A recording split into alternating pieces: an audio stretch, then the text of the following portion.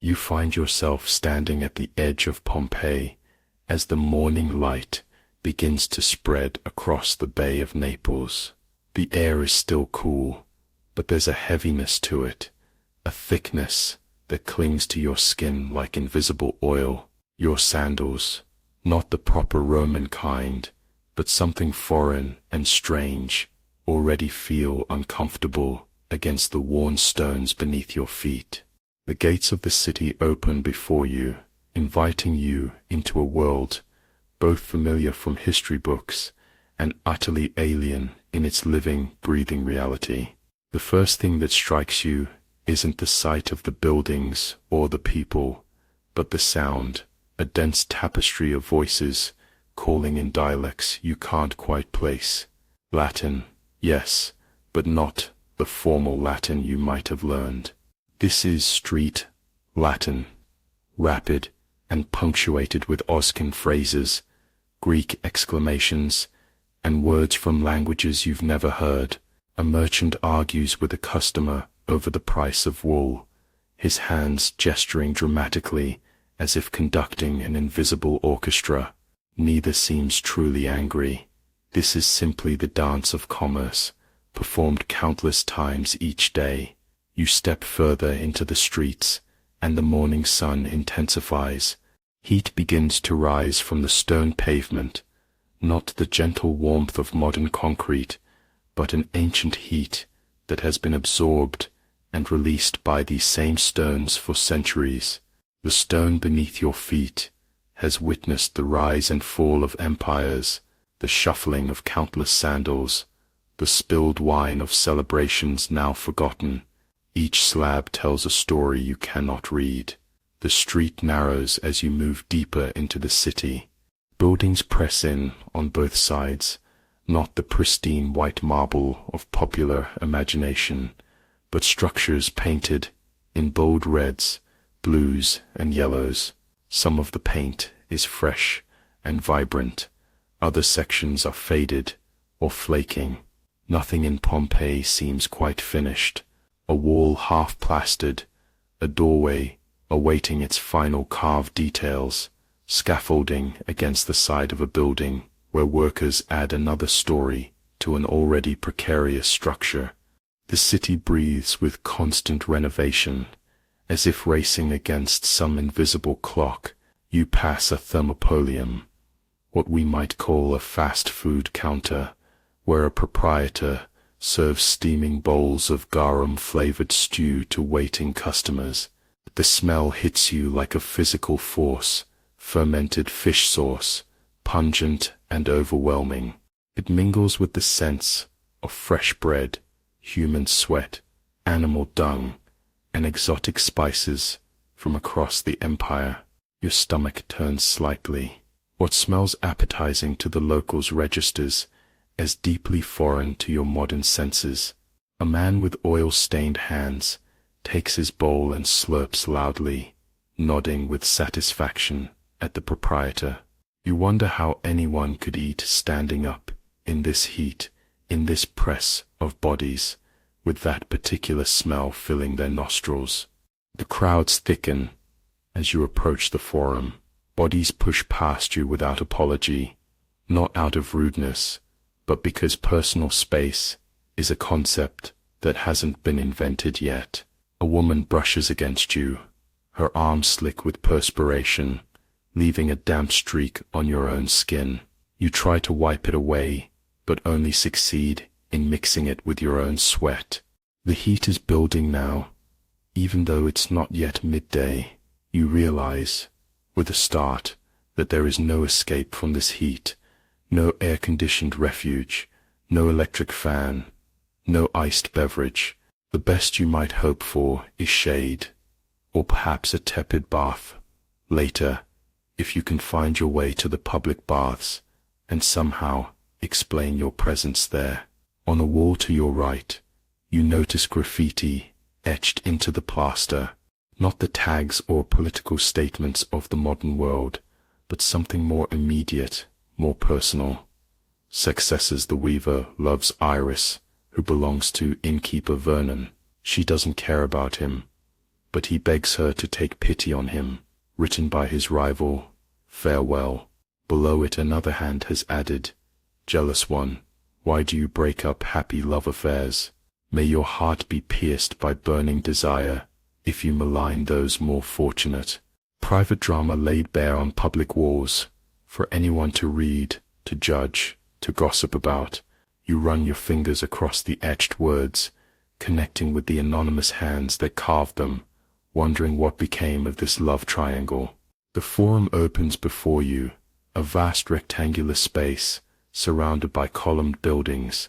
Public life pulses here, political speeches, legal proceedings, commercial transactions, religious ceremonies, all happening simultaneously. The noise grows to a roar, as voices echo off stone surfaces. Someone jostles you from behind, nearly knocking you off balance. A heavy basket moves past, carried on the head of a young slave girl who can't be more than 12 years old. Her eyes have the vacant gaze of exhaustion. You step aside to let her pass, earning a curious glance from a toga-wearing man nearby. Perhaps you've violated some subtle social norm. The language barrier grows more apparent with each failed interaction. Your attempts at Latin, formal textbook phrases, earn confused looks or mocking laughter. Your clothes, though you've tried to approximate ancient styles, mark you as foreign, but foreign here doesn't mean what it would in your time. The Roman Empire spans vast territories, incorporating countless peoples. Your strangeness isn't just that of a foreigner, but something more fundamental. Your movements, your reactions, your very way of being in the world betrays that you don't belong. A street dog trots past, ribs visible beneath mangy fur. It doesn't look at you, focused on some scent trail, invisible to human senses. The animal is neither pet nor quite wild. It exists in the in-between spaces of the city, surviving on scraps and tolerance. You watch it navigate the crowds with practiced ease, belonging to this place in ways you never could. The sun climbs higher, and shadows retreat beneath awnings and porticos. Heat shimmers above the paving stones. Your throat feels parched, but you hesitate to drink from the public fountains. Though the Roman aqueduct system is a marvel of engineering, your modern understanding of bacteria makes you wary.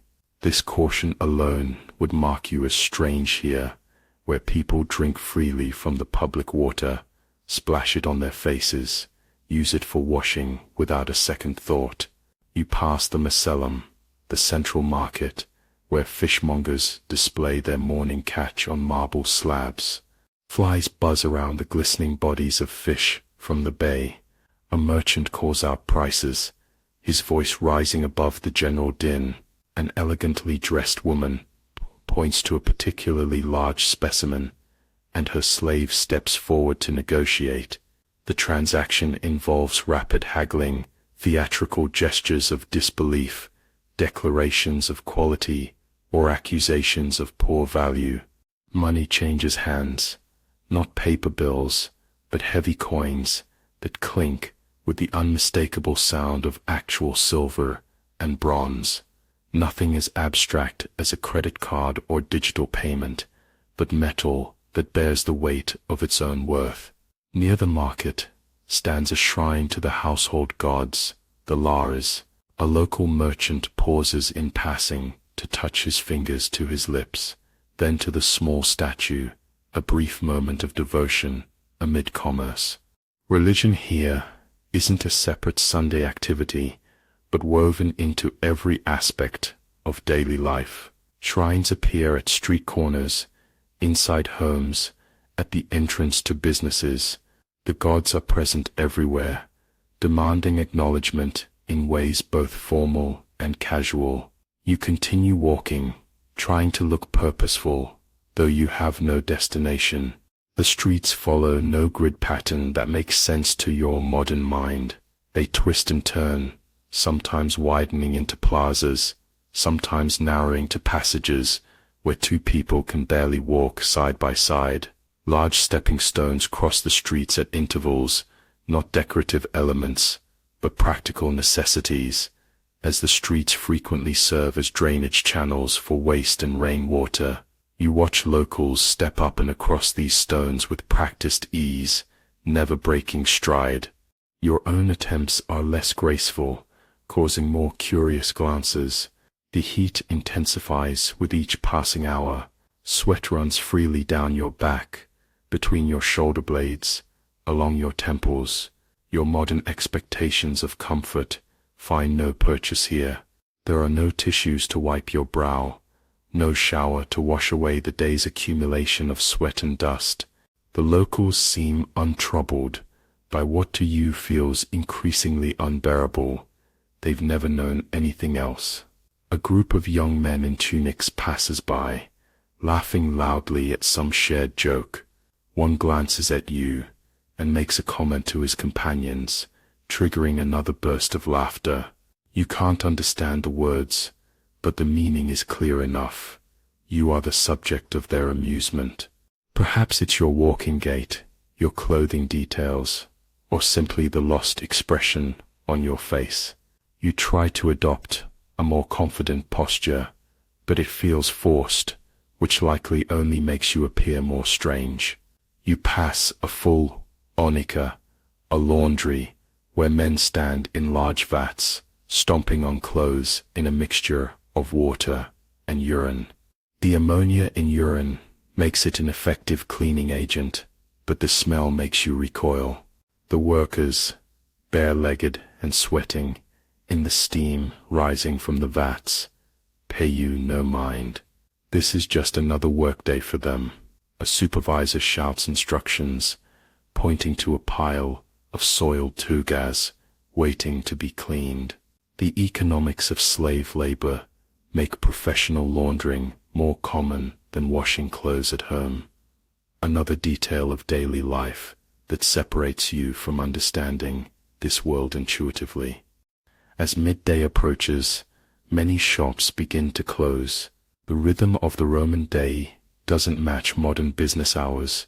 The intense heat of midday makes it a time for rest, for those who can afford it. Some shopkeepers simply pull curtains across their doorways and nap inside their businesses. Others close entirely, returning to homes for the main meal of the day, and perhaps a few hours of respite from labor. You have nowhere to go during this pause in the city's commerce, marking you further as someone who doesn't belong. You find yourself near one of Pompeii's many fountains. The constant sound of flowing water provides momentary relief from the cacophony of voices and movement. The fountain isn't decorative in the modern sense, no colored lights or musical accompaniment, but purely functional, though beautiful in its simple design. Water spouts from a carved mask into a stone basin, where locals fill jugs or cup hands to drink. The stone around the fountain is worn smooth by countless hands, countless vessels, centuries of daily use. A child stares at you openly, with the unfiltered curiosity only the very young possess.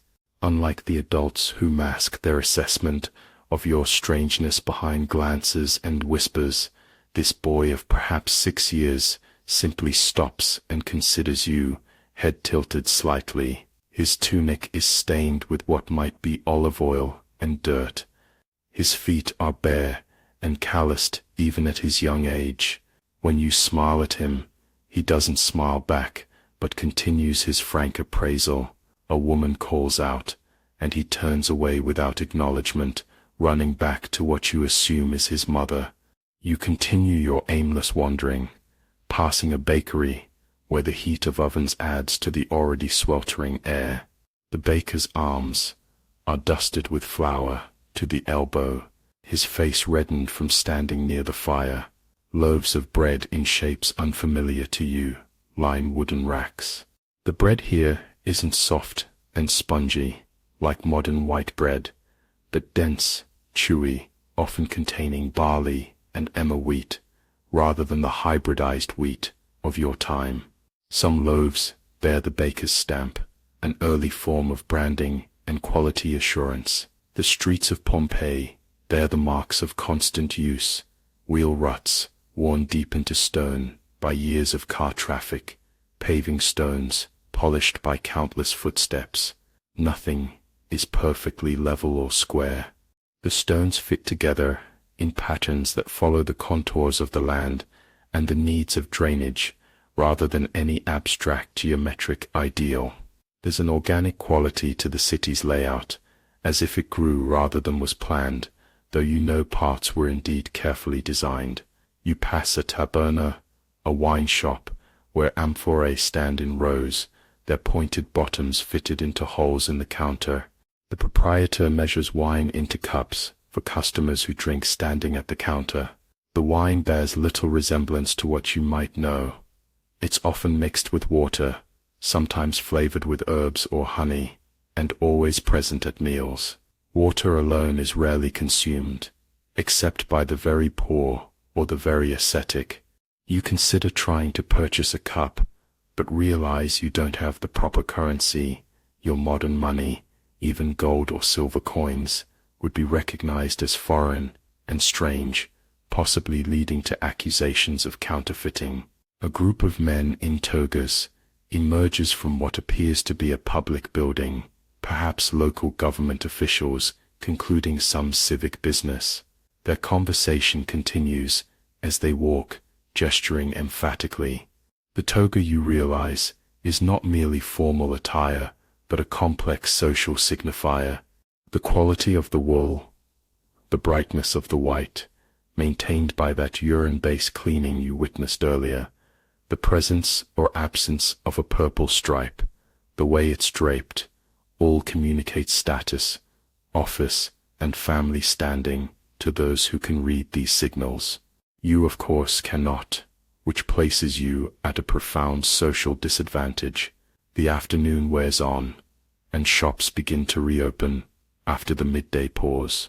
The crowds return to the streets, though with less energy than the morning rush. The heat remains intense, the air still and heavy. You've been walking for hours now, and your feet ache in your inadequate footwear. Roman sandals were engineered for these stone streets in ways modern reproductions rarely capture. Your back aches from maintaining constant vigilance in the crowded spaces, from the tension of navigating a world where you don't know the rules. You pass a wall covered in election notices, painted in red letters. Vote for Lucius Popedius Sabinus. For a deal, he provides good bread, one proclaims.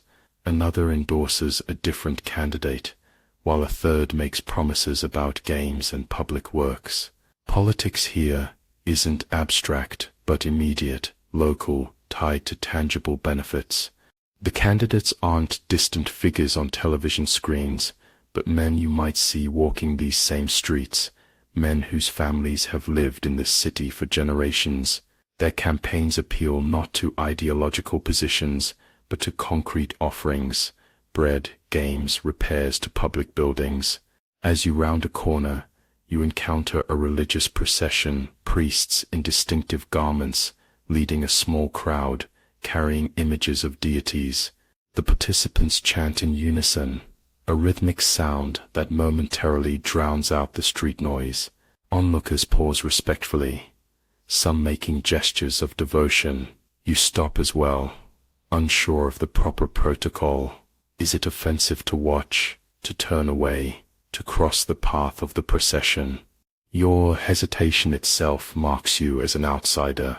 A local would know instinctively how to behave in this common occurrence. The procession passes, and you continue your walk, increasingly aware of your physical discomfort, your modern expectations of regular hydration, of climate control, of bathroom facilities with privacy and running water. All these make you vulnerable here.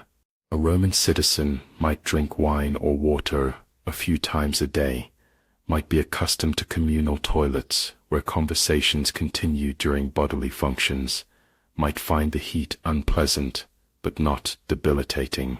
Your body, conditioned by a different world, struggles to adapt. You pass one of Pompeii's many public baths, hearing the murmur of voices from within.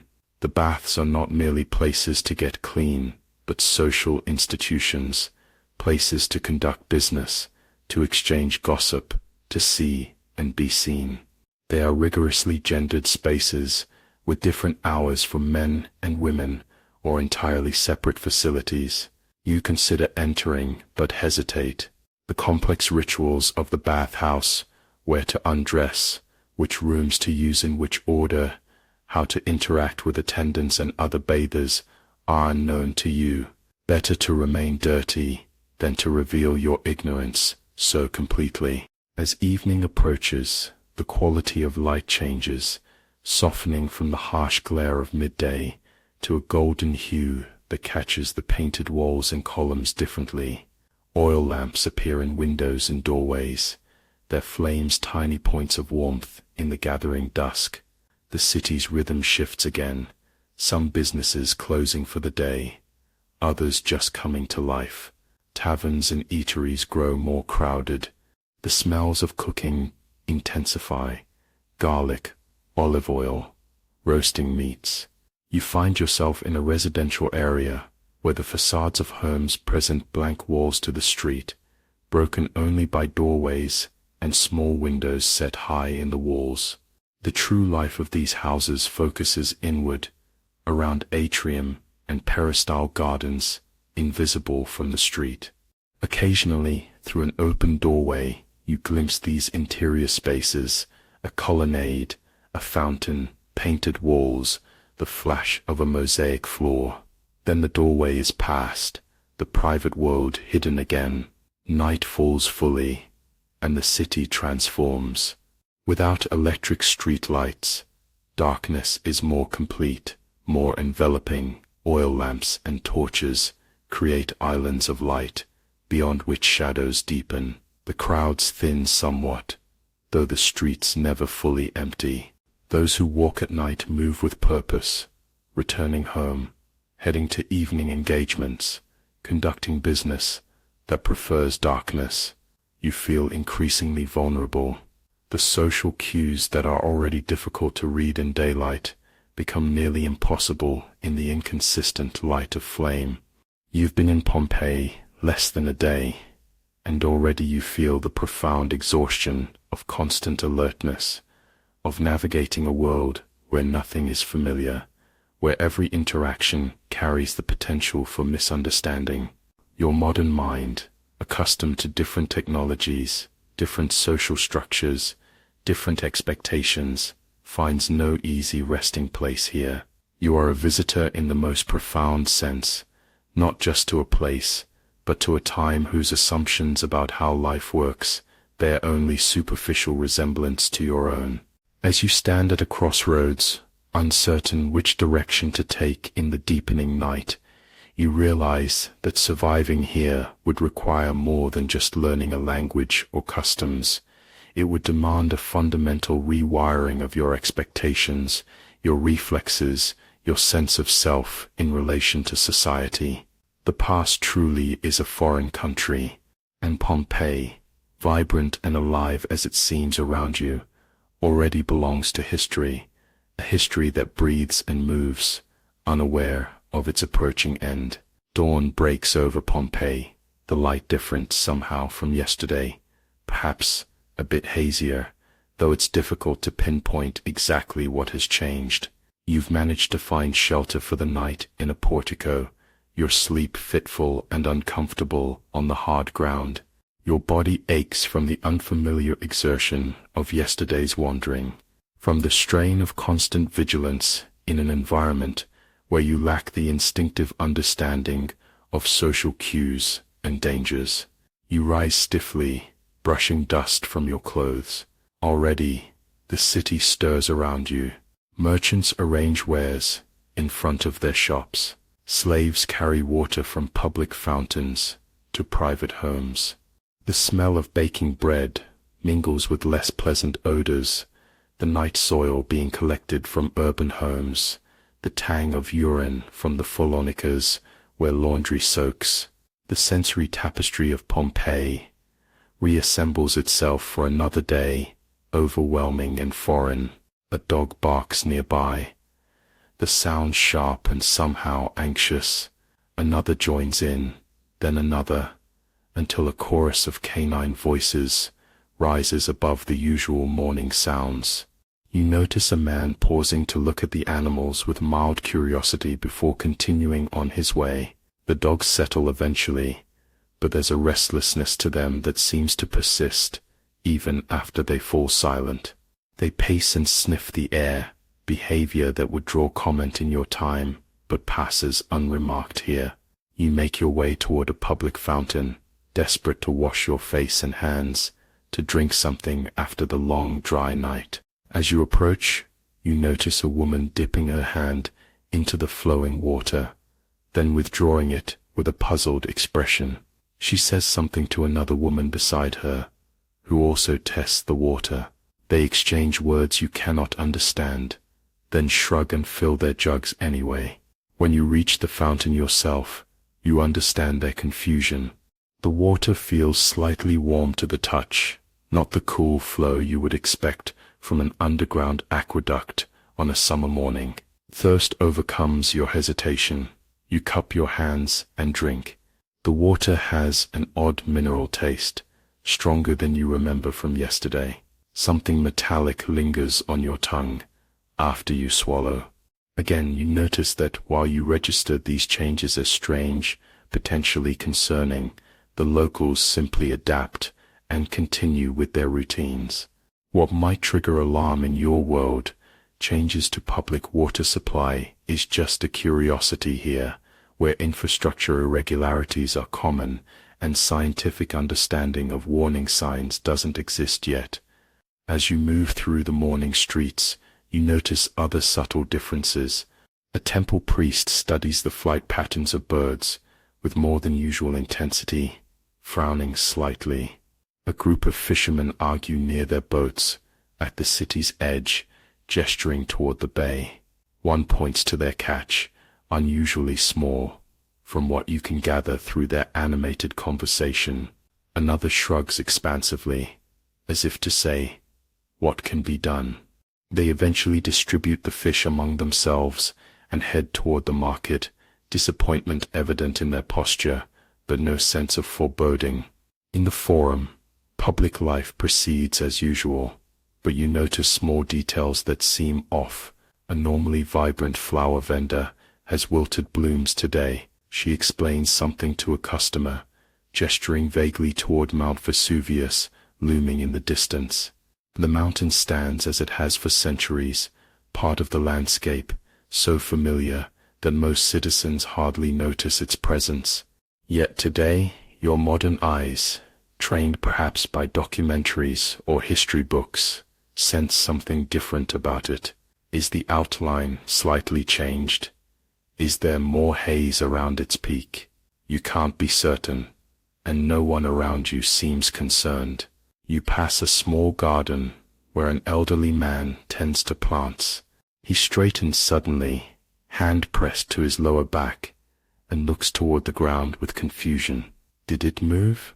For a moment, you think you felt it too, the slightest tremor beneath your feet, gone almost before registering. The man resumes his gardening.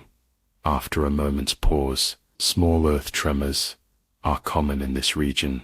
You recall from your historical knowledge, the residents of Pompeii have experienced them for years, decades even. They are a mundane feature of life here, not a cause for alarm. Near a bakery, a cat sits perfectly still, staring intently at nothing visible. Its tail twitches spasmodically. Its ears swivel toward the direction of the mountain. The baker emerges, tosses a scrap toward the animal, which ignores the offering entirely, behavior so unusual for a street cat that even the baker pauses momentarily. Then he shrugs and returns inside, the anomaly noted but dismissed. The morning heat builds more rapidly than seems normal. By mid-morning, the air feels thick, almost difficult to breathe. You notice people wiping their brows more frequently, seeking shade with greater urgency. A wealthy woman passes by in a litter carried by slaves, a damp cloth pressed to her forehead. Eastiorsum, you hear someone mutter, sweltering, but while the heat draws comment, it doesn't cause alarm. August in Campania is always hot. Perhaps this day is more so than usual, but not in a way that seems meaningful to those who live here. You pass a public well where two women draw water.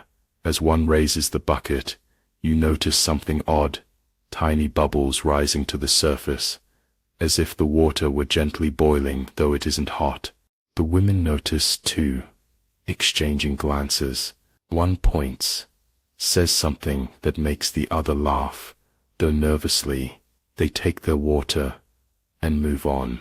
You approach after they've gone, peek into the dark circle of the well. The water below is still bubbling faintly, and now you detect a subtle odor rising from it, something sulphurous, like distant rotten eggs. Near the eastern edge of the city, you encounter a small family trying to calm a donkey that refuses to be loaded with market goods. The animal brays loudly, pulling against its tether, rolling its eyes to show the whites. The father curses. The mother attempts to soothe the creature. The children stand back in a mixture of amusement and apprehension. Stultum animal, the father says, stupid animal. But you recognize something the family doesn't, genuine fear, in the donkey's behavior. The animal senses something wrong, in a way its human owners cannot. By midday, when many businesses close for the usual break, you notice more animals behaving strangely. Birds fly in erratic patterns. Mice scurry openly across streets, seemingly indifferent to the human foot traffic that would normally send them into hiding. A cage of songbirds outside a wealthy home falls suddenly silent, though a moment before they had been singing as usual. The owner emerges, taps the cage gently, frowning at the birds' unusual stillness. They huddle together on their perch, unmoving even when he offers food through the bars. In a wine shop you overhear a conversation between the proprietor and a regular customer. The customer complains about last night's sleep, disturbed, he says, by strange dreams. The proprietor nods in agreement, mentions his own restless night. A third patron joins in, describing dreams of the earth moving, of distant rumbling. They all laugh, a bit uncomfortably, and blame it on the previous night's wine. But you notice how they keep glancing upward, outward, as if unconsciously seeking the source of their discomfort. As shops begin to reopen, after the midday break, you notice that the water level in the public fountains seems lower than usual. A child attempts to reach the diminished flow, stretching on tiptoes. His mother lifts him higher, her expression momentarily concerned, before smoothing back into calm. Water supply varies. Perhaps maintenance is being done somewhere along the aqueduct line.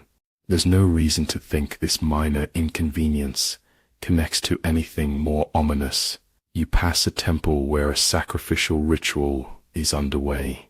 The priest's expression is troubled as he examines the entrails of the slaughtered animal. He confers quietly with an assistant, points to something in the bloody mess before them. The assistant nods gravely. They continue the ritual, but their movements seem tense, their expressions guarded. The small crowd of observers picks up on this subtle shift in mood. They murmur among themselves. A woman makes a sign against evil, but when the ritual concludes, people disperse to continue their day. Religious omens are part of life, sometimes troubling, but rarely actionable. In the street of the silversmiths, a craftsman holds a delicate piece up to the light, then frowns and carries it to his doorway instead. You realize he's responding to a change in the quality of light. The afternoon has grown strangely dim, though there are no clouds overhead. The sky has taken on a yellowish tint, subtle enough that it doesn't stop commerce or travel, but noticeable if one pays attention. The silversmith squints at his work in the natural light, shrugs, and returns inside where oil lamps compensate for the diminished sunlight. A group of children plays in a side street, rolling hoops and laughing. One stops suddenly, head tilted, as if listening. The others continue their game around him, until one by one, they too pause. For a moment, they all stand in unusual stillness. Then the spell breaks, and they resume play with the resilience of youth. But their game takes them homeward now. Their shouts a bit subdued. They've heard something, felt something, that their conscious minds cannot interpret, but that registers nonetheless, as a signal to seek safety. You continue your walk through the city, increasingly aware of these small signs that something isn't right. Your modern knowledge gives context to what you observe: the slight earth tremors, the changes in water temperature and quality, the unusual animal behavior, the subtle shift in atmospheric conditions. These are precursors to a volcanic eruption, preliminaries to the catastrophe that will bury this vibrant city. But without your historical perspective, without modern volcanology and geology, how could anyone here interpret these signals correctly? Near the forum, you pass an old man seated on a stone bench, his face turned toward Mount Vesuvius. Unlike most citizens who barely register the mountain's presence, he studies it with narrowed eyes. When he notices you looking at him, he gestures for you to sit. To your surprise, he speaks slowly enough, with enough common Latin words, that you understand him. The mountain breathes, he says simply. It has done so before, in my grandfather's time. For days the water changed, the ground whispered, the air grew heavy. Then it passed, and all was well again. He shrugs. It will pass again. His calm certainty chills you. The mountain has indeed shown signs of activity before, you know from historical accounts, including tremors and changes similar to what you're observing now. But those previous activities weren't eruptions on the scale of what's coming. The citizens of Pompeii have pattern matched incorrectly, assuming that, because previous incidents resolved without catastrophe, this one will too. It's a deeply human error in probability assessment, one that persists even in your time. If something has never happened within living memory, it's difficult to believe it could happen now. As the afternoon wears on, you notice people routinely explaining away the strange phenomena. The warm water in the fountains, probably the aqueduct passing near a heated spring, the unusual behavior of animals, perhaps a predator nearby, or some food that's spoiled, the yellow tint to the sky, dust from the east, carried by high winds, the subtle earth tremors, common enough in this region. Every anomaly finds its rational explanation, its place in the ordinary pattern of life. You pass a group of wealthy citizens in animated discussion outside a large home. Your Latin isn't fluent enough to follow their rapid speech, but you gather they're debating whether to postpone some upcoming event. One man gestures emphatically toward the mountain. Another laughs, claps him on the shoulder, seems to be teasing him for excessive caution. A third mediates, suggesting a compromise of some sort. Their debate concludes with general agreement, handshakes, and departure, crisis averted through social negotiation rather than actual problem solving. Whatever concern was raised has been managed through the familiar mechanisms of community decision-making. At a corner shrine, an old woman places a small offering before a deity. She murmurs prayers, makes ritual gestures, then crosses the street to do the same at another shrine. You follow at a distance, watching as she repeats this pattern at several sacred sites. This is more than routine devotion. She's responding to anxiety, seeking divine protection against some nameless threat she senses but cannot articulate. When she catches you watching, Her expression is both defensive and knowing. She feels something wrong in the world, even if she doesn't understand its nature. The afternoon light dims further, as the yellow haze intensifies. Oil lamps are lit earlier than usual in shops and homes. The air grows even heavier, more difficult to breathe comfortably. Your throat feels slightly irritated. Your eyes occasionally sting. You notice others coughing more frequently, rubbing their eyes. But life continues. Merchants call out their wares. Children run errands for parents. Priests perform rituals. Craftsmen work at their trades. The city functions as it always has, making small adjustments to changing conditions without recognizing the larger pattern these changes represent. You pass a group of educated men engaged in philosophical discussion in a private garden visible from the street. One points toward the mountain, makes what seems to be a scientific observation. The others listen attentively. You catch fragments, something about Pliny's theories regarding earth movements, references to previous recorded tremors. They're applying the best knowledge of their time to what they observe. But that knowledge is dangerously incomplete. Without understanding plate tectonics, magma chambers, or the true nature of volcanic eruptions, even the most learned citizens of Pompeii lack the conceptual framework to recognize their danger. As evening approaches, the street dogs become even more agitated, barking in coordinated bursts, then falling silent as if listening, then barking again. A man kicks at one that runs too close to him, cursing the animal's strange behavior. Elsewhere, you notice domesticated birds refusing food, fish in decorative ponds swimming in tight, frantic circles. A wealthy woman's pet monkey screams suddenly from within a home, the sound so human-like that several passers-by stop in alarm before continuing on. At the edge of the city, near the Sarno gate, you notice a small group of people, perhaps a family and their servants, loading belongings onto a cart. They work quickly, with purpose, speaking little. Are they leaving the city because they sense danger, or is this simply a planned journey that coincidentally occurs today? You cannot tell, and no one around you seems to find their departure noteworthy. People come and go from Pompeii daily. Commerce and family connections require travel. There's nothing unusual about a departure. The quality of light changes again as true evening begins. Not the gentle golden transition of a normal sunset, but something quicker, more abrupt, as if a veil has been drawn across the sun. The yellowish haze has deepened, obscuring the usual clarity of the dying light. Oil lamps and torches create smaller pools of illumination than usual, their light seemingly absorbed by the thickening air. The effect is subtle, but unsettling.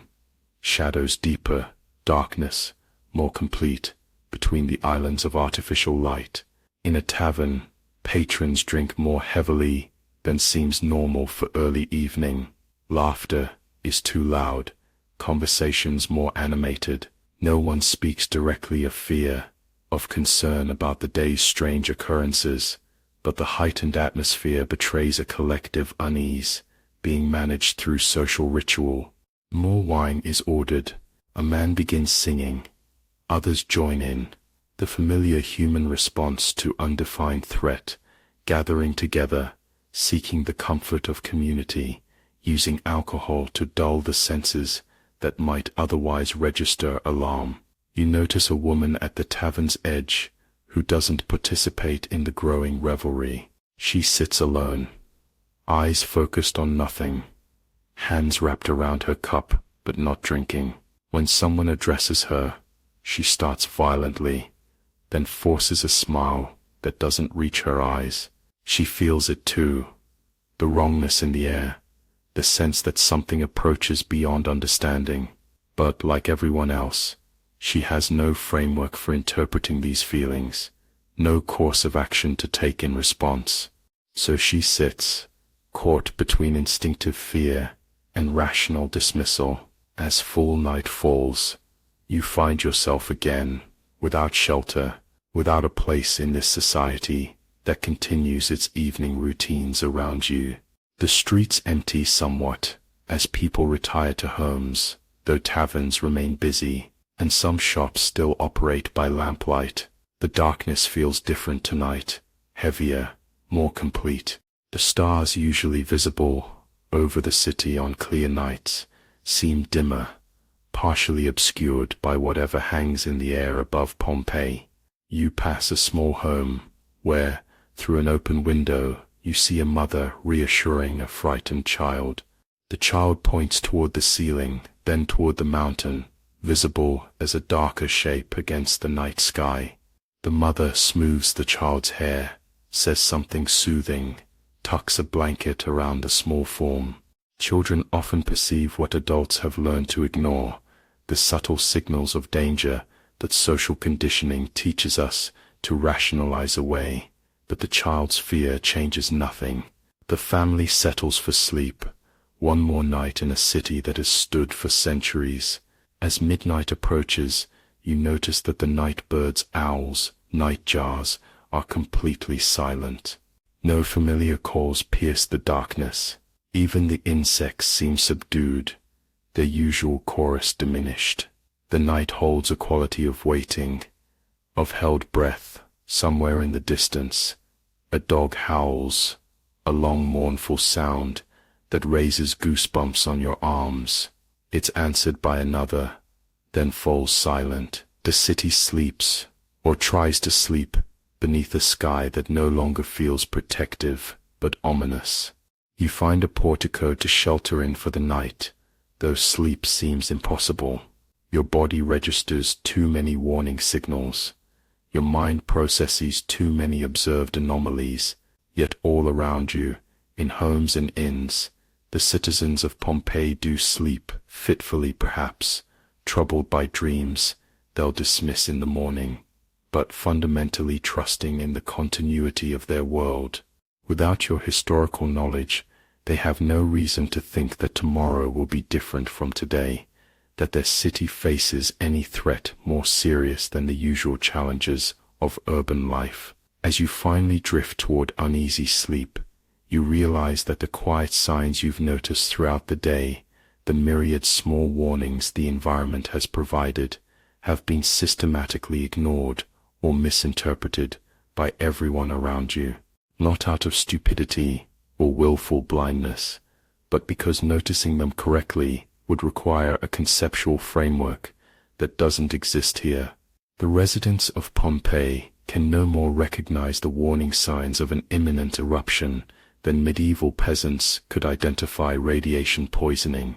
They watch the mountain breathe, and they believe, based on all their prior experience, that it will exhale harmlessly as it has always done before. Morning arrives with difficulty, as if the light struggles to penetrate the yellowish haze that has thickened overnight. You rise from your makeshift bed in the portico, joints stiff, mouth dry, eyes irritated. The air feels wrong against your skin, too heavy, too warm, somehow resistant to your movement through it. For a moment, you stand perfectly still, listening. The usual dawn sounds of the city seem muffled, distant, as though you're hearing them through water. The streets fill slowly. People emerge from homes and inns with an unusual hesitancy. They pause in doorways, glance upward at the strange quality of light, then proceed with their daily routines. Merchants set up stalls, though perhaps with less enthusiasm than usual. Water carriers make their rounds. The mechanisms of urban life engage, gear by reluctant gear. Despite the oppressive atmosphere, the heat builds more rapidly than seems possible, even for August, in Campania. By early morning, perspiration already soaks through tunics and sticks clothing to skin.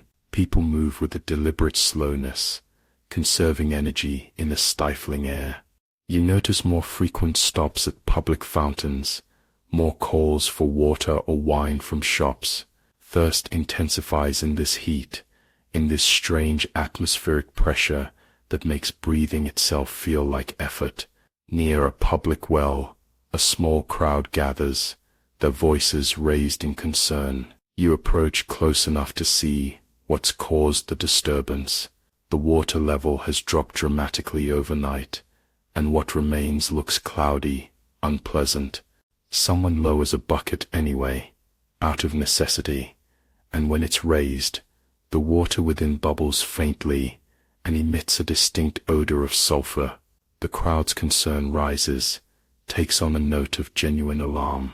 A public official arrives, examines the water, speaks reassuringly to the gathered citizens.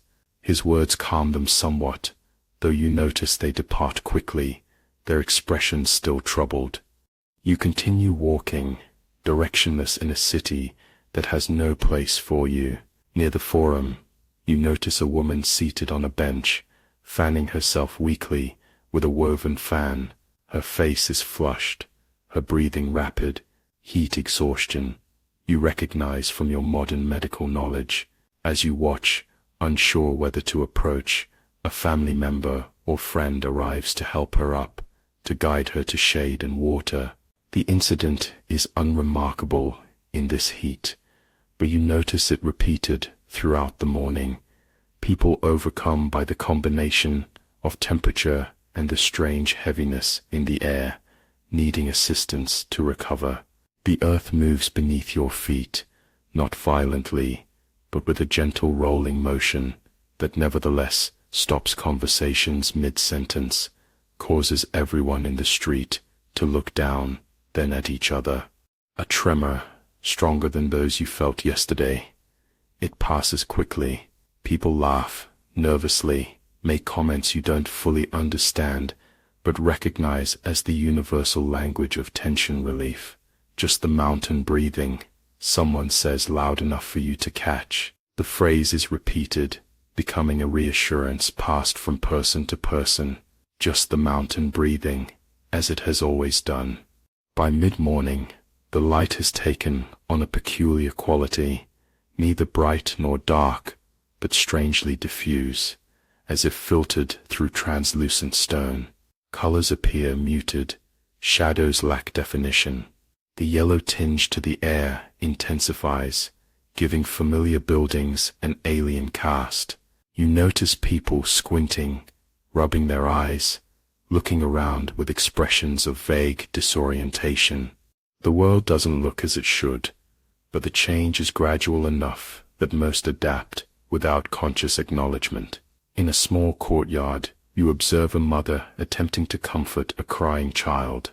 The child points repeatedly toward Mount Vesuvius, barely visible now through the thickening haze.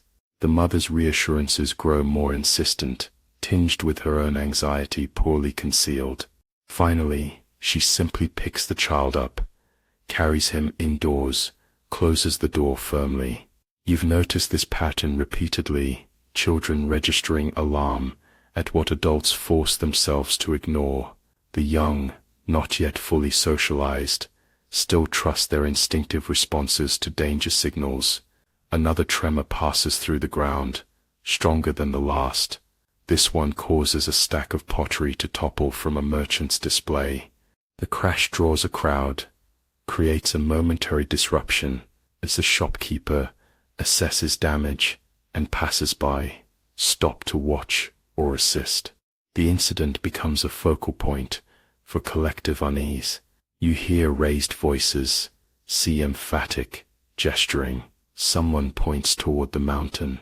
An argument breaks out, quickly subdued by social pressure.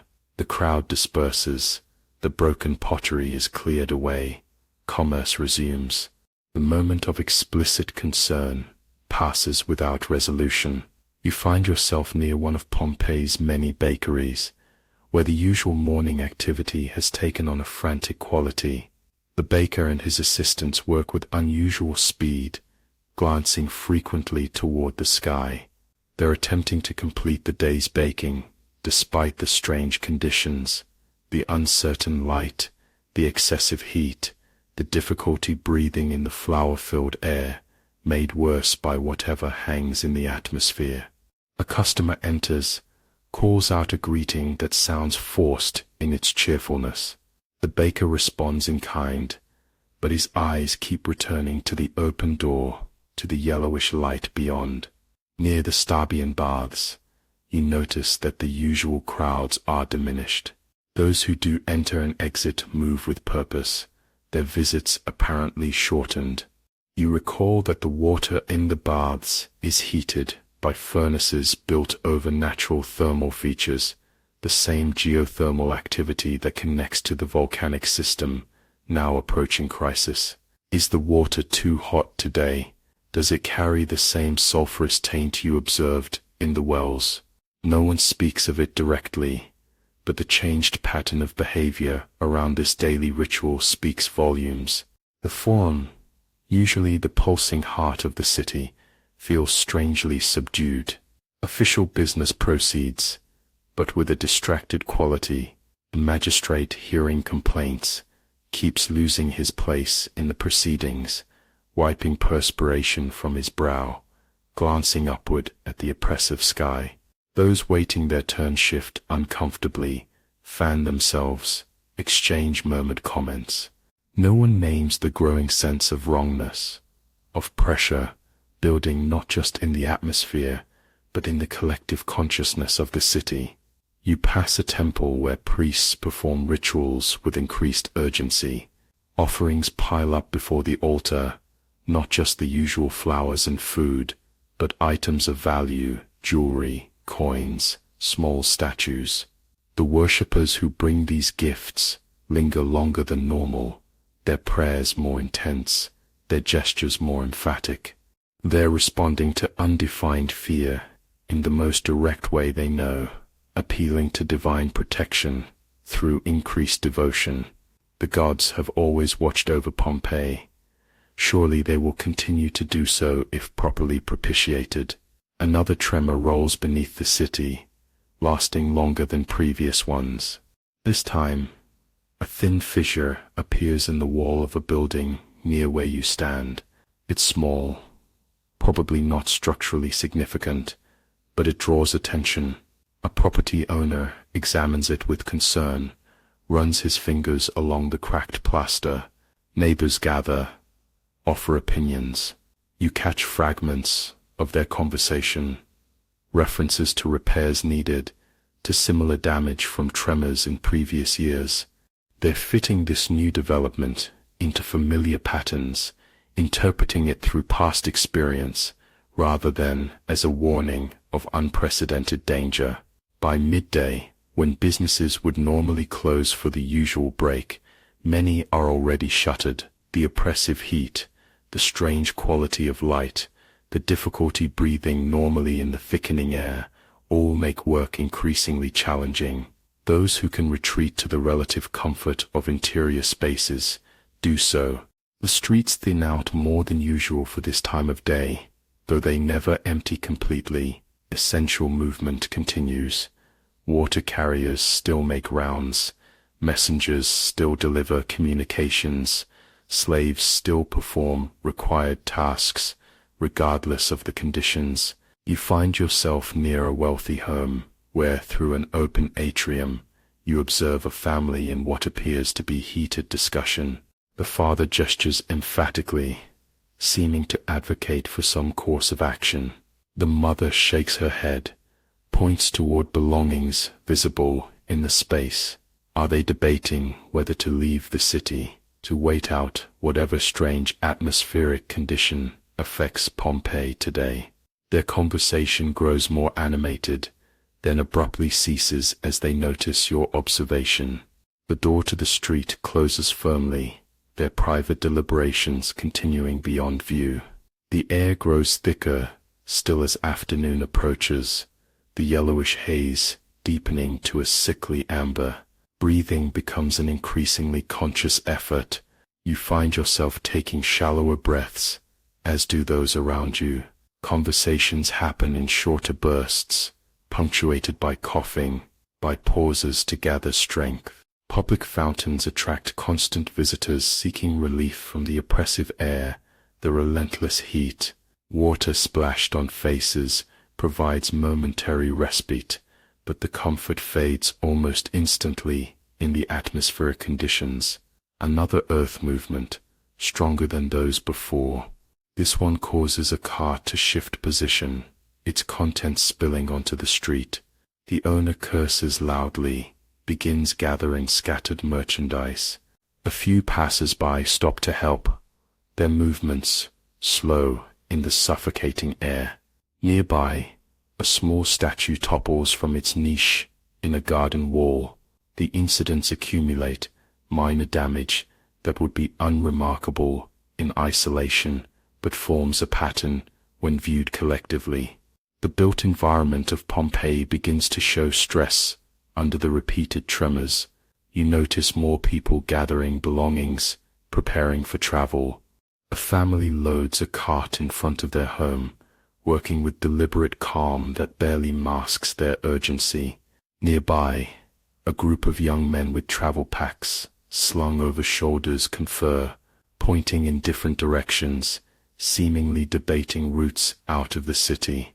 Not mass evacuation, not panic, but isolated decisions to leave, perhaps for previously planned journeys, perhaps out of growing unease. Those who remain watch these departures with expressions that mix concern, contemplation, and the social pressure to maintain normalcy. As businesses begin to reopen after the midday break, those that reopen at all, you notice the changed quality of commercial interactions. Transactions happen with less haggling, less social exchange.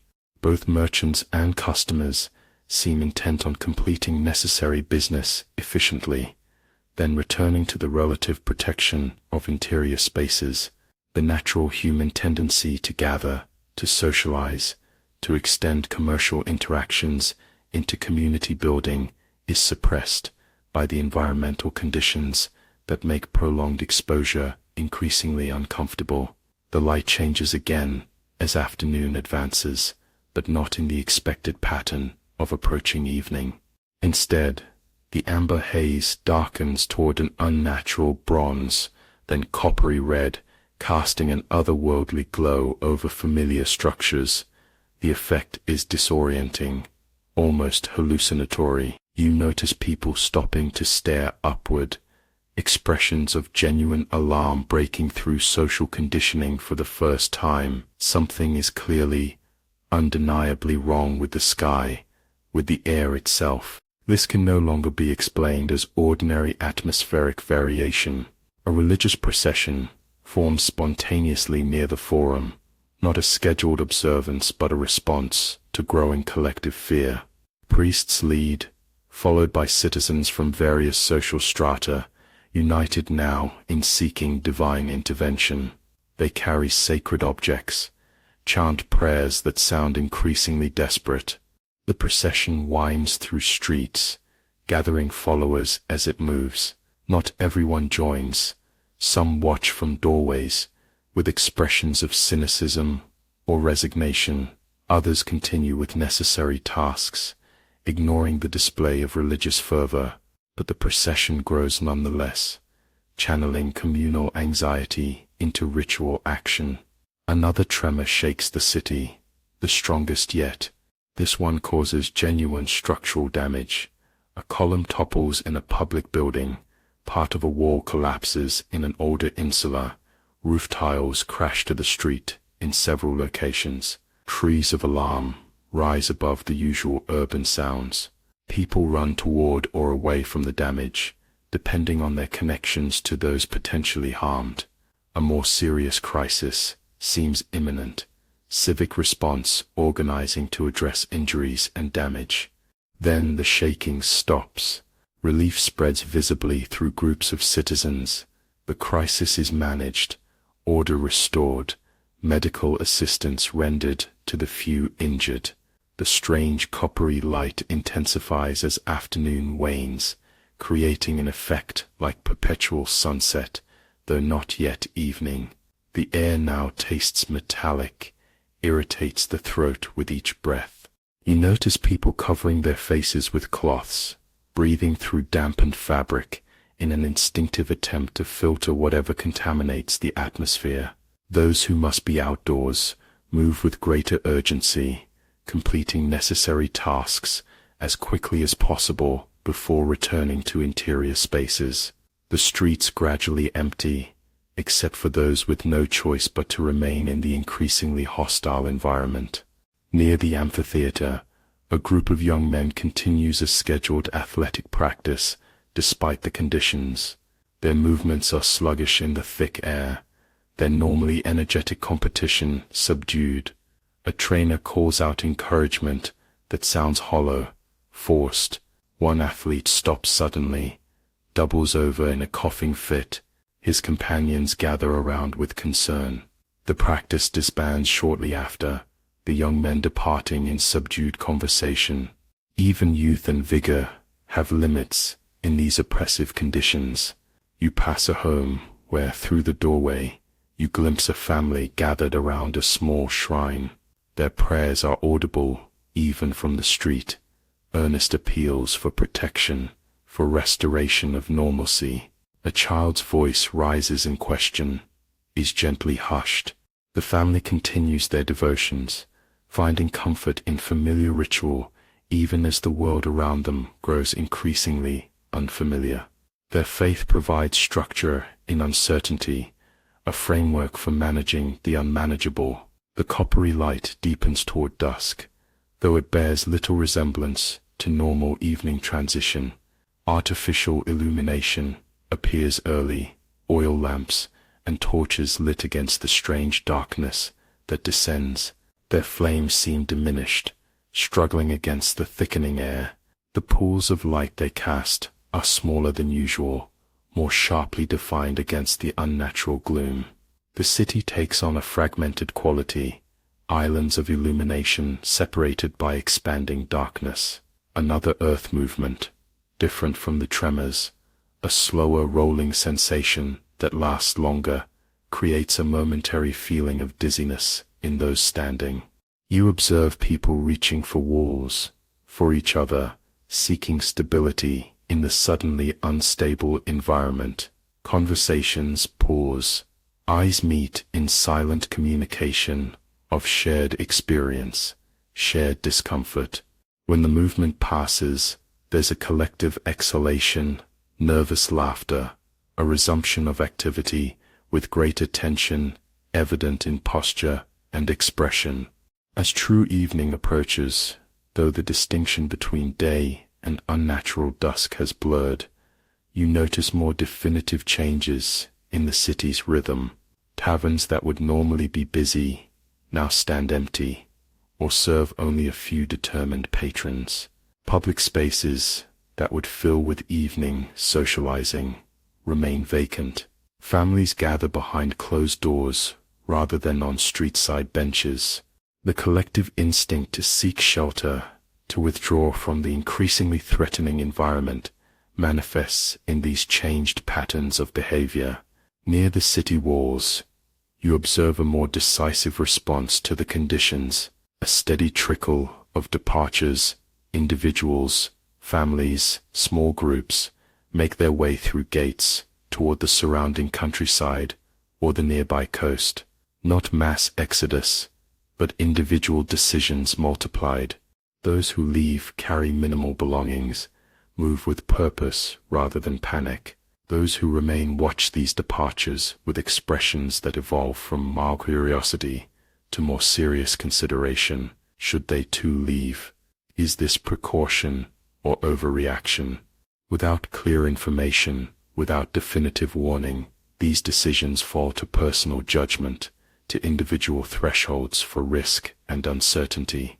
Night falls fully, but not with the gradual transition of normal darkness. This is something else, a descent into gloom that feels physical, oppressive, as if the air itself has thickened into something almost solid. The artificial lights of the city, never bright by modern standards, seem further diminished, struggling against the unnatural darkness. Those still on the streets move carefully, staying close to illumination, their conversations subdued to near whispers, as if the darkness itself might be listening. Another tremor passes through the ground, sharper than the rolling sensation felt earlier. This one causes visible reaction, even among those who have been stoically ignoring the conditions. A woman cries out. A man reaches instinctively to steady a child. Objects fall from shelves in homes and shops. The tremor passes quickly, but leaves heightened tension in its wake. Conversations that follow are more urgent, decisions more immediate. Some who had been hesitating now move purposefully to secure possessions, to check on neighbors, to consider leaving. In a small tavern still operating despite the conditions, you observe a group engaged in increasingly intense discussion. Their gestures are emphatic, their expressions serious. One points repeatedly toward Mount Vesuvius, no longer visible in the strange darkness, but a presence felt rather than seen. Another shakes his head, makes a dismissive gesture. A third mediates between these positions. They're debating the meaning of the day's events, the appropriate response. Without expert knowledge of volcanology, without historical precedent for what's coming, they have only personal judgment, communal wisdom, and incomplete pattern recognition to guide their decisions. The city settles into an uneasy night. Doors close, are barred more firmly than usual. The streets empty, except for necessary movement. Guards on duty, slaves on essential errands, those with no indoor shelter. The darkness feels alive somehow, charged with potential energy. Sound carries differently in the thickened air, distorted, muffled, yet somehow more immediate. A dog barks somewhere in the distance, the sound eerie in the strange acoustic conditions. It falls silent abruptly, adding to the sense of unnatural stillness. You find shelter again in a portico, though sleep seems impossible in the oppressive atmosphere. The recurring earth movements, the growing sense of approaching crisis. Around you the city breathes uneasily through the night. Coughing sounds emerge from homes. Voices rise occasionally in concern or comfort. The collective organism of Pompeii rests fitfully, managing individual discomfort without yet recognizing the approaching collective catastrophe. They have lived with the mountain all their lives, have experienced tremors and strange atmospheric conditions before. Without the perspective of historical knowledge, they interpret current events through the lens of past experience, a pattern that has always ended in return to normalcy, never in destruction. As you lie awake in the stifling darkness, you realize that you've experienced something few historians could imagine, the gradual unfolding of disaster from within, the way catastrophe approaches, not with dramatic clarity, but through accumulating anomalies that never quite trigger decisive action until too late. The citizens of Pompeii aren't ignorant or foolish in their continued presence here.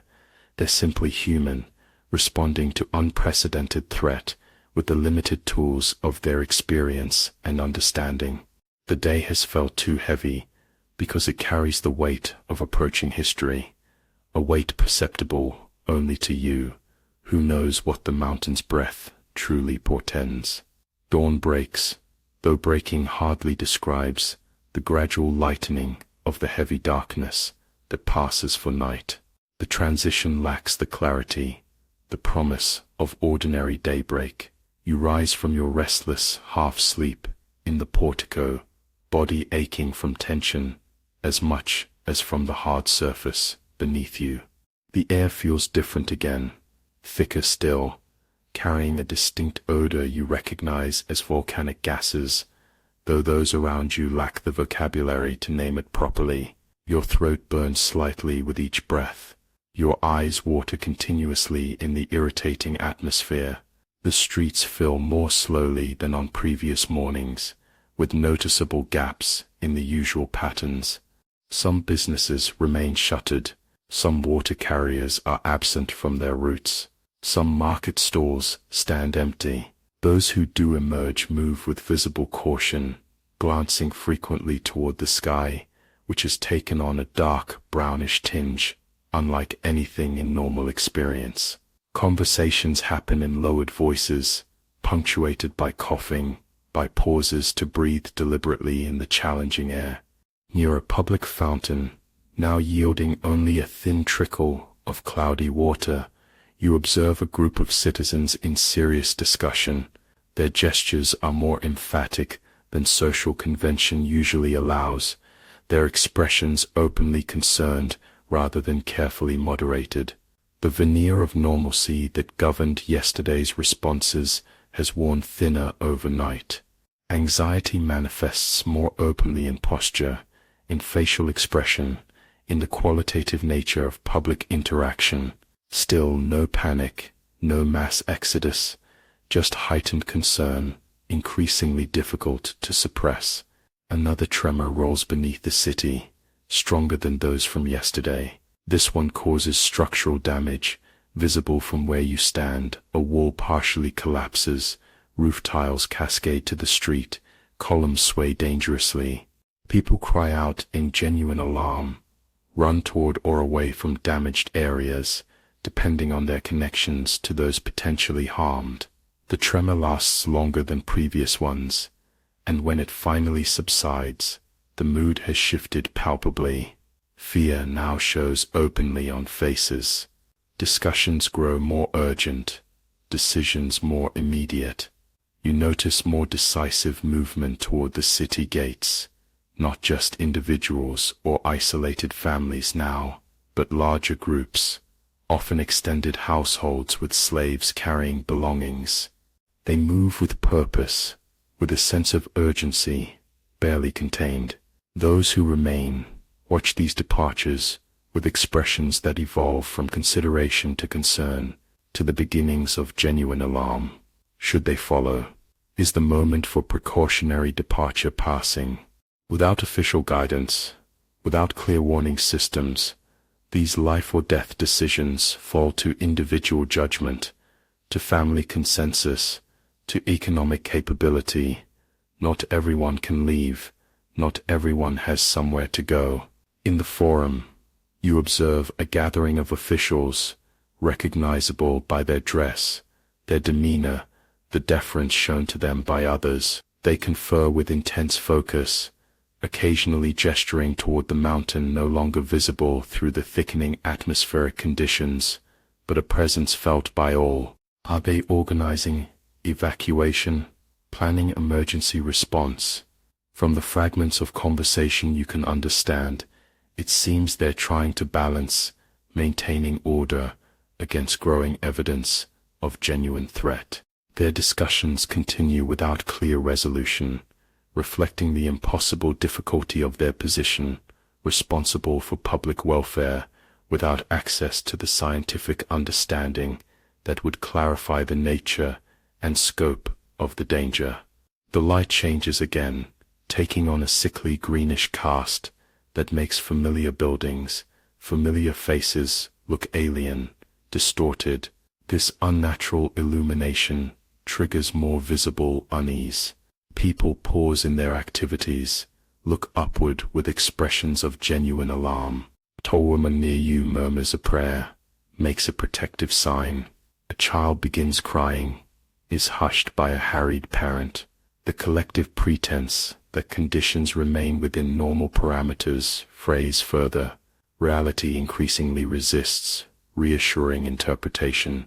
Another earth movement, different from the tremors, a sustained rolling sensation that causes widespread nausea. You observe people doubling over, reaching for support, some vomiting in the streets. When the movement passes, the recovery is slower than after previous tremors. People remain where they sought stability, conversing with greater urgency. Some who had been hesitating now make decisive movements toward homes to gather belongings, toward city gates, toward public buildings, seeking information or guidance. The balance tips further toward acknowledgement of genuine crisis. Near the Stabian baths, normally busy, even in difficult conditions, you notice an unusual stillness. The attendants stand in the entrance, conversing quietly rather than calling to potential customers. Occasionally one looks toward the sky, makes a comment that causes the others to nod gravely. The baths remain open, social infrastructure continuing to function through institutional momentum, but with minimal activity. The few who enter and exit move quickly, their usual leisurely bathing ritual apparently abbreviated in response to the environmental conditions. You pass a small shrine where a continuous flow of worshippers leaves offerings, murmurs prayers. The pile of offerings grows higher than would be normal. Flowers, food, jewelry, coins, personal items of significance. The prayers you overhear have changed in turn from yesterday. Less routine devotion, more explicit plea for protection. Some supplicants remain kneeling longer than ritual requires, eyes closed, lips moving in private communication with deities. Religious observance intensifies in response to growing fear, the recognition of forces beyond human control. The earth moves again, a sharp jolt this time, rather than rolling motion. A statue topples from its plinth in a nearby garden. Glass objects shatter inside a shop, the sound carrying clearly in the strange acoustic conditions. A child falls, is quickly gathered up by an adult whose expression shows more concern than the minor accident would normally warrant. The frequency of these earth movements increases noticeably, the intervals between them shorter, their character more varied and intense. Pattern recognition begins to overcome normalization. This is not the usual seismic activity of the region, but something different, something escalating. Near the eastern gate of the city, the flow of departures becomes more continuous, no longer isolated decisions but an emerging consensus that leaving is prudent, at least temporarily. Those who go still maintain calm, walking quickly, but not running, carrying selected belongings, but not fleeing, with only the clothes on their backs. It is an evacuation beginning to recognize itself as such, though still lacking the urgency that full understanding of the danger would create. You notice social connections maintaining even in this stress, neighbors helping elderly residents, wealthier citizens, ensuring their clients depart with them, families staying grouped together despite the difficulties of coordinated movement. In contrast, some citizens demonstrate emphatic commitment to remaining. A merchant continues arranging wares in his shop, despite the reduced foot traffic, the growing exodus. When questioned by a passerby, you catch fragments about leaving, about safety. He gestures dismissively at the sky, makes what sounds like a joke, though his laughter has a forced quality. His choice to maintain normalcy is itself a response to crisis. Control what can be controlled. Focus on the familiar, trust that disruption is temporary, as it has always been before. The greenish light darkens further, taking on qualities that defy easy description. Not quite darkness, but an illumination that somehow consumes rather than reveals. Visibility decreases, though it is still technically daytime. Artificial lighting appears in homes and businesses, lamps lit against the unnatural gloom. Their flames struggle in the thickening atmosphere, creating smaller pools of illumination than normal. The city fragments visually, islands of light separated by expanding dimness. Another tremor shakes the ground, strong enough to bring down a portion of an older building. The crash echoes through the strange air, drawing cries of alarm. Dust rises from the collapse, adding to the already compromised atmospheric conditions. People rush to help those potentially trapped, calling out names. Others stand back, watching with expressions of growing dread.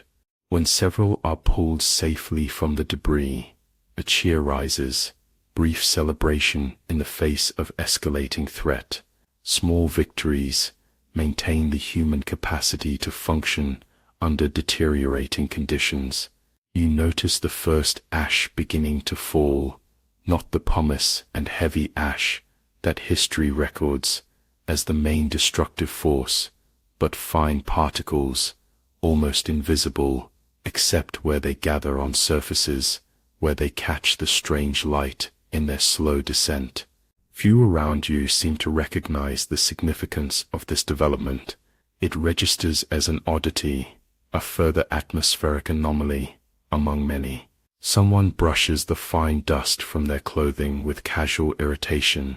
Another covers food to protect it from contamination. Without the contextual knowledge you possess, this initial ashfall doesn't trigger appropriate alarm. Near the forum, a more organized response to the conditions begins to emerge. Officials direct slaves to assist fallen citizens, to clear debris from streets, to distribute water from remaining functional sources. It's a conventional crisis response, addressing visible immediate needs rather than the approaching cataclysm. You observe a magistrate speaking to gathered citizens, his gestures reassuring though his expression betrays concern. He organizes without evacuating, manages without truly protecting. His actions reflect the fundamental limitation of disaster response without accurate threat assessment, treating symptoms while the underlying cause builds toward eruption. By what would be midday, if the sun were visible through the thickening atmosphere, the city's normal rhythms have broken down completely. Few businesses operate. The forum stands nearly empty. Streets contain only purposeful movement toward gates, toward homes to gather belongings or loved ones, toward public buildings seeking information or assistance.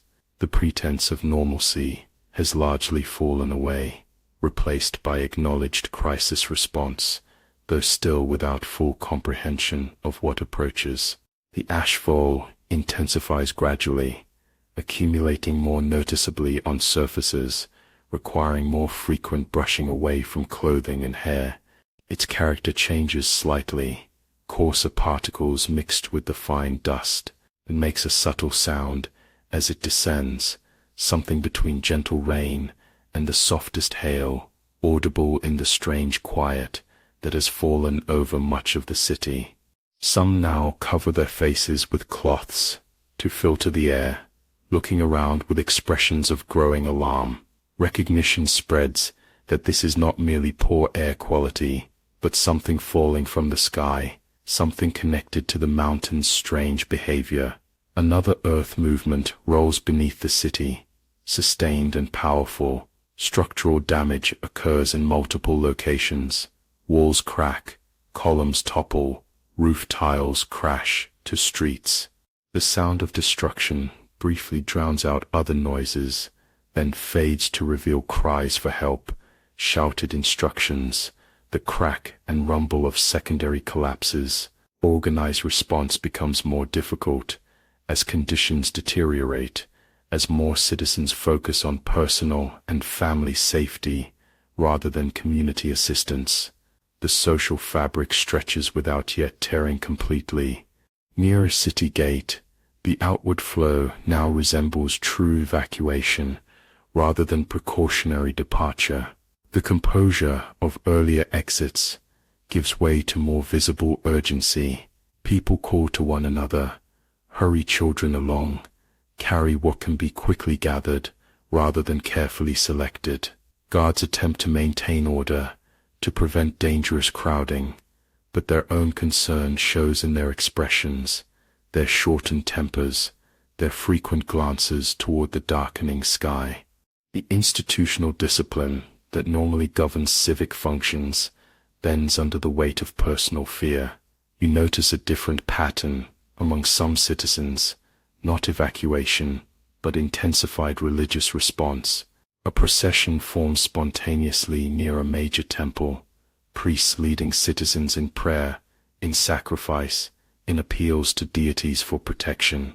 Participants demonstrate varying expressions, from absolute conviction that divine intervention will preserve them to desperate hope without certainty, to something approaching performative participation that masks preparation for other action once the ritual concludes. Faith provides structure for some in the face of incomprehensible threat, while for others it represents one response among several being prepared. The light changes again, darker still but with an unnerving, reddish quality filtering through the ash-laden air.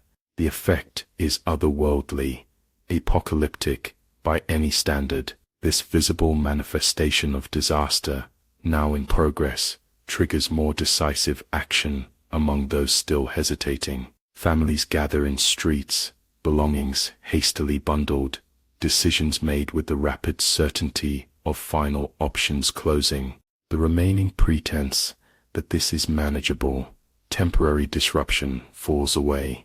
Fear shows openly now, in wide eyes, in trembling hands, in voices that crack with emotion barely contained. You pass a home where, through a still open doorway, you observe an elderly man refusing to leave despite the pleas of younger family members. He gestures toward belongings, toward the structure itself, conveying what you understand as determination to remain with the accumulated treasures of a lifetime. The family's distress is visible, torn between safety and abandoning their patriarch, between survival instinct and familial obligation. This scene repeats across the city. Not everyone can leave. Not everyone will leave. Not everyone has equal ability to recognize danger or respond to it effectively. The ashfall continues to intensify, larger particles now mixed with the fine dust. It accumulates more quickly on surfaces, requiring constant clearing. Movement becomes more difficult in the reduced visibility, in the increasing layer of ash underfoot that makes familiar streets treacherous. Those still outdoors cough more frequently, eyes watering in the caustic atmosphere. Some fall, overcome by the combination of poor air quality, fear, and physical exertion in challenging conditions. Others stop to help when they can, though increasingly focus narrows to immediate family, to intimate connections, as the situation deteriorates. Another tremor shakes the ground, different from previous movements, sharper, accompanied by a sound like distant thunder that resonates through the earth itself. When it passes, a momentary silence falls, broken by a new sound, a rumble that doesn't fade, that seems to come from everywhere and nowhere, from the mountain no longer visible, but felt as a threatening presence. Those who hear it stop completely, faces lifting toward the source, though it can't be seen through the ash-filled air. The sound registers as fundamentally wrong, outside the range of normal experience. It breaks through remaining denial, triggers visceral recognition of extraordinary threat.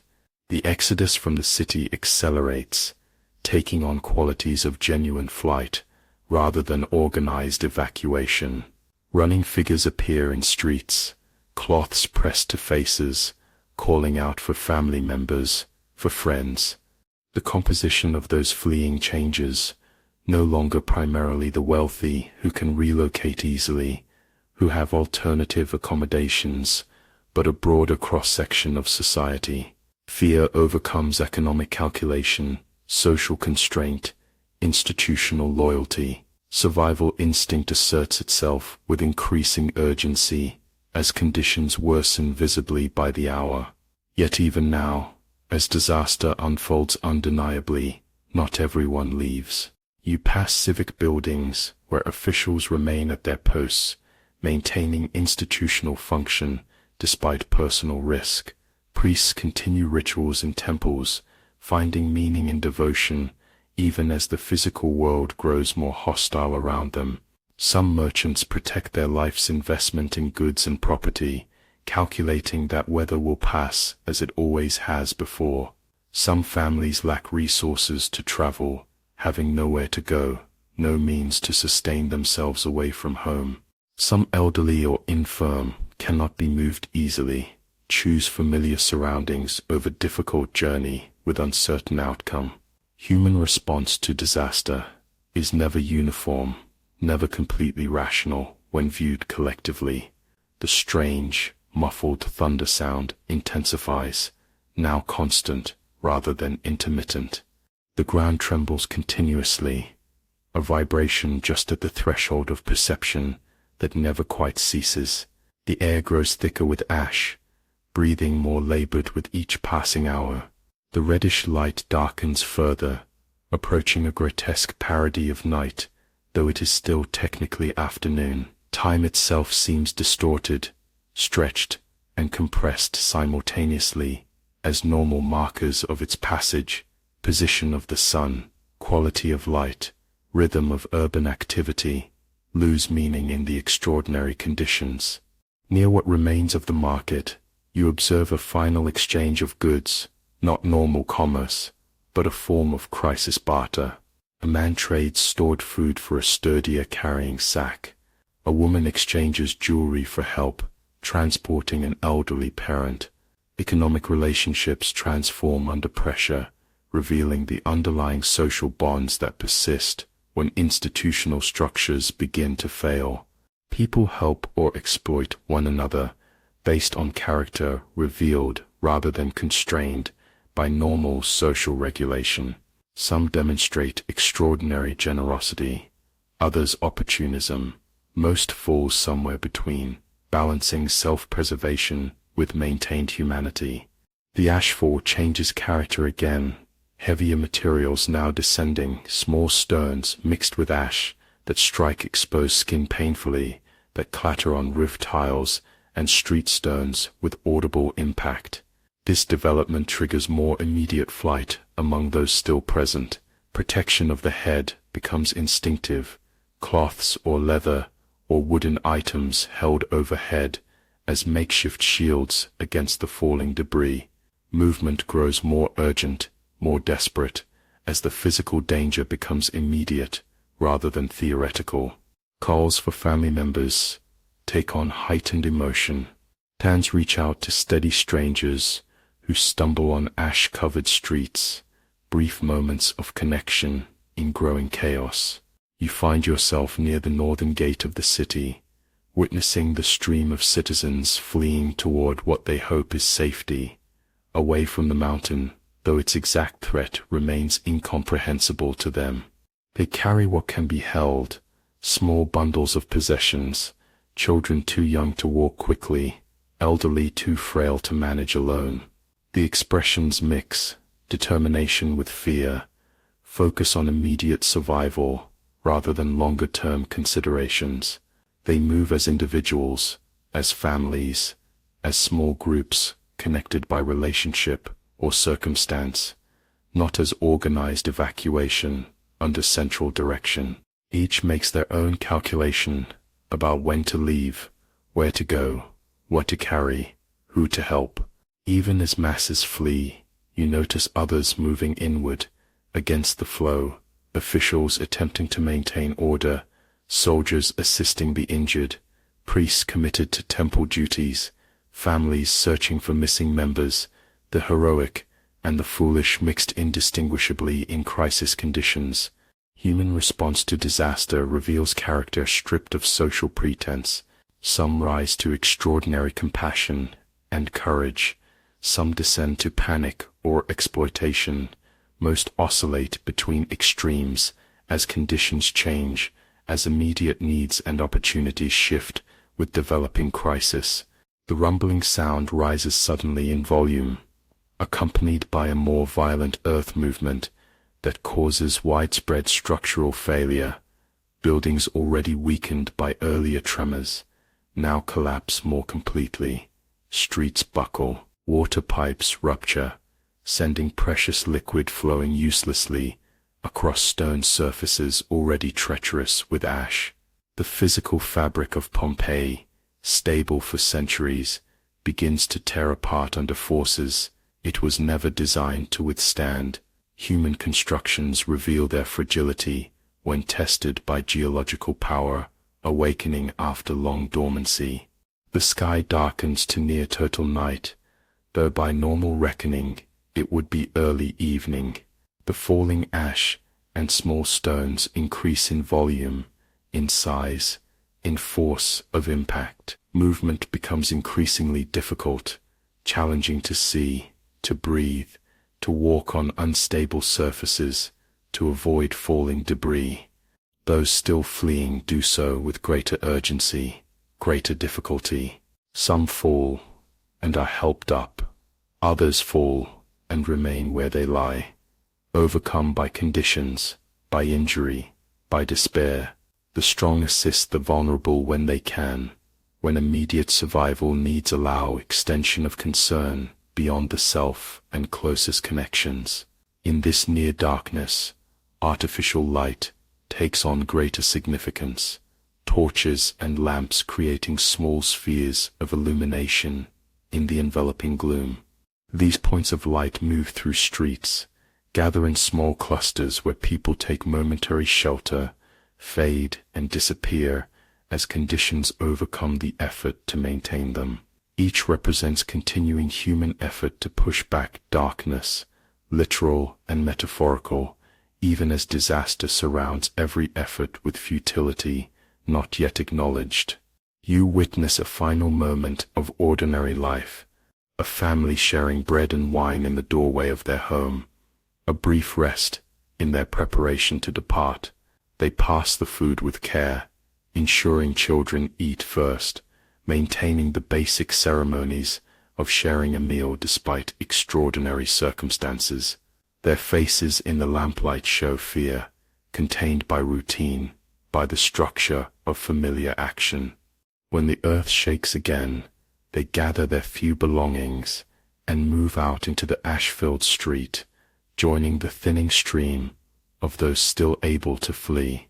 The moment of domesticity closes, perhaps forever. The conditions worsen beyond what seems survivable. Air so thick with ash, it resembles liquid more than gas. Darkness, nearly complete, despite lamps and torches. Falling debris, now large enough to cause serious injury on impact. Those remaining move by touch more than sight, call constantly to maintain contact with companions. The sounds of structural collapse continue around them, familiar buildings, monuments, temples failing under combination of earth movement and accumulated ash weight on roofs.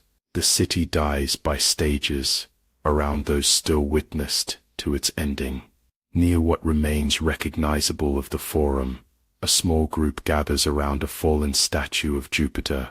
The toppled god seems symbolic of failed divine protection, yet the group consists largely of priests, maintaining religious observance even now. They pray, make offering from what little remains at hand, maintain their faith as the physical manifestation of their belief system crumbles around them. For them, the disaster holds meaning within a spiritual framework that transcends material destruction. Their continued devotion remains comprehensible within their understanding of divine power that includes both protection and punishment, blessing and calamity. The final phase of evacuation loses all semblance of order, individuals running blindly through ash-choked streets, falling, rising, calling out for others who may already be gone. The institutional structure of the city has largely failed. Civic leadership either departed or overwhelmed by conditions beyond management capacity. What remains is pure survival instinct, operating without constraint of social convention, though even now moments of cooperation, of mutual assistance, punctuate the growing desperation of those still able to move, still trying to escape what cannot be fully comprehended, but can be felt as immediate mortal threat. You find shelter in a sturdy portico as conditions deteriorate beyond human tolerance. Through the near-solid curtain of falling ash, You observe the last movements in streets, rapidly disappearing under gray accumulation. A family hurries past, adult carrying child, heads covered against impact of falling stones. A lone figure stumbles, falls, rises with difficulty to continue toward a destination no longer visible. A torch flares briefly in the distance, illuminating nothing but the darkness itself, then vanishes, extinguished by ash or by the fall of its bearer. The earth moves continuously now beneath the city, no longer distinct tremors, but constant vibration punctuated by more violent jolts. The sound surrounds everything, a roar that seems to come from within the earth itself, from the air, from the mountain hidden beyond the curtain of ash, but making its presence known through every sense. It is the voice of geological time, asserting itself over human timescales, over human constructions, physical and social, over human illusion of permanence. The mountain breathes its final breath before exhalation that will preserve Pompeii even as it destroys it, a paradox beyond comprehension to those experiencing its first manifestation. In the last moments, before the pyroclastic flow that history records as the primary killing force reaches the city, an unnatural stillness falls, a pause in the earth's movement, a momentary lessening of the roar, even a slight settling of the falling ash. It is the breath before the sky falls, the calm before obliteration. In this brief interlude, sound carries with unusual clarity. From somewhere nearby comes a child's question, a mother's answer too faint to comprehend, but soothing in tone. From another direction, a man's voice rises in what might be prayer, or curse, or simple defiance. A dog barks once, falls silent, then the world ends, not for the planet, not for the region, not even for all those who fled early enough and in the right direction, but for Pompeii as a living city, as a community continuous with its past and future. The final destruction, when it comes, is both more swift and more complete than the long day's gradual deterioration might have suggested. The city falls silent, frozen in its last moments, citizens captured in final postures of flight or resignation or religious observance. Their ordinary lives, shopping, cooking, arguing, loving, working, playing, suspended between heartbeats, preserved as testament to the extraordinary fragility of human existence against geological forces and to the equally extraordinary resilience of human culture that ensures they will be remembered, their lives reconstructed, their deaths mourned even centuries after everyone who knew them personally has joined them in dust. Pompeii breathes no more, but in its suspended animation, preserved by the very catastrophe that destroyed it, it continues to speak across millennia, a voice from the past that reminds us how ordinary the last day always is until it isn't, how normal life continues until the moment it becomes impossible, how the signs of approaching disaster can be visible yet unseen when they fall outside our framework for understanding the world. The city that never feels finished, never will be now, both destroyed and eternally preserved in its final, incomplete moment, a place where time stopped, but history continues, where life ended, but memory persists, where you walked as observer, but could not remain as participant in the world that ash reclaimed.